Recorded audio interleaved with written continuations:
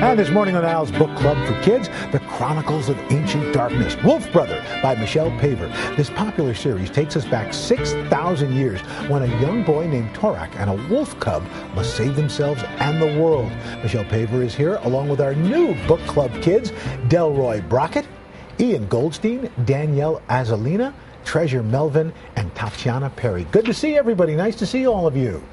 So, Thank you. Did you guys have a good time reading the book? Yeah. All right, well, we're going to let you guys ask Michelle some questions just a minute. I just want to talk to her for just a second. How did you come up with this idea, going back in time? Well, actually, it goes back to when I was about 10, Al, and I was incredibly keen on the Stone Age.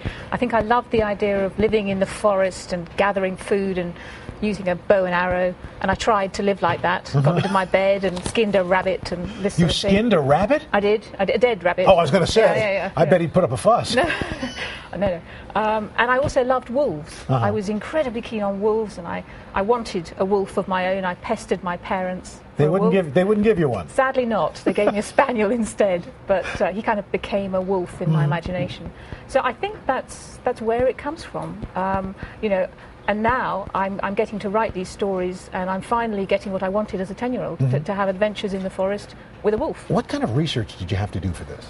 Well, right from the start, I wanted to make it real. I wanted each of the readers to feel that they're having the adventure in the forest, so I thought I'd better go there.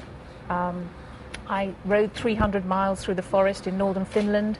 I slept on reindeer skins, a bit like this one. Wow. I ate sort of Stone Age food, and I got to meet wolves. That's a very You got to important meet part. them? Well, I did. I became friends with some wolves in a wolf reserve because, of course, Wolf is Torak's best friend. Right. And I wanted to make him a real wolf, and part of the story is told from his point of view. You brought back some interesting souvenirs from your travels. Some of the kids are holding them. Tell us about them. Well, Ian over here is holding an actual Stone Age axe head. So it would have been, in Torak's time, mounted on a sort of handle. And this would have been one of Torak's trusted friends, because Torak would use it for cutting down trees to make shelters, for chopping up firewood, and for getting him out of tricky situations. And Tatiana, that's not a skin condition. She's wearing some interesting gloves. Those are some reindeer hide mittens that I got from northern Canada. And they're just the sort of things that Torak wears when it gets really cold in Wolf Brother, towards the end of the story, and they're made in a traditional way by Inuit people. And Treasure's holding what? Yeah, Treasure's holding a piece of antler, which I picked up in Greenland, and Torak uses that in Wolf Brother when he falls down a crevasse in a glacier, and he has to use a bit of antler to get himself out. Well, I know the kids have some questions. Let's get started. Delroy, what would you like to ask? I would like to ask Michelle Paver that in the first part of the book, when Fall says that he has to prepare for his death journey, and he uses a bow and 3 arrows. Why would he use a bow and 3 arrows when he knows he's going to die in his condition? Well, this is a good question.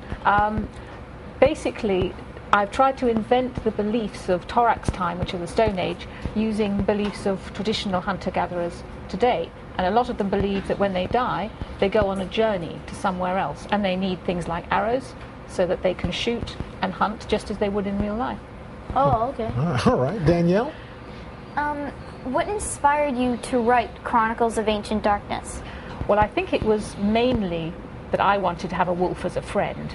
And since I live in Wimbledon in South London, which is a bit tricky to have a wolf, so I thought I'd better do it in my imagination. And now I get to have all these amazing adventures, because Torak is really sort of me, and then his best friend, Wren, who's a girl, who's the best shot in the forest with a bow and arrow, I'm also her. And it's kind of, I get to have these great adventures and go on research trips. That's really right. Treasure, what's your question for Ms. Paver? What made you want to become an author, and why? Yeah, I've always wanted to write. I wrote my first story when I was 5. It wasn't very good, the spelling was terrible, but my mother kept it, actually, rather embarrassingly. So I've always liked writing stories, I think because you can sort of make up worlds and just escape into them, and it's really fun. So that's still why I write. Tatiana, I know your hands are warm right now, but what's your question? What made you come up with the character Torak? How you come up with characters is a very strange thing. Part of Torak is me, I think, because he's a loner. He likes to be on his own, like me. But I've kind of made him a bit of an improved version of me, because I have no sense of direction at all. But Torak's pretty good. You know, he can move around through the forest, never gets lost. He's great at tracking. He can track animals by looking at little signs and things in the forest. And Michelle, I just want to get Danielle's question in really quick. Yes. What's your question, Danielle? I feel like I already asked. You already asked your question. Yeah. I'm sorry. I was so engrossed by the answer. Ian? I left out Ian. I meant Ian. I'm sorry. What made you decide to have Torak develop a friendship with a wolf instead of a human or another wilderness animal? Yes. I think I've always loved wolves, partly because when I was a very small child, my parents had a great big German Shepherd dog who sort of looked after me, and so my memory was always very good of a wolf-like dog. So it just seemed natural. And also, wolves are really clever, and so they're a very good friend to have when you're having adventures.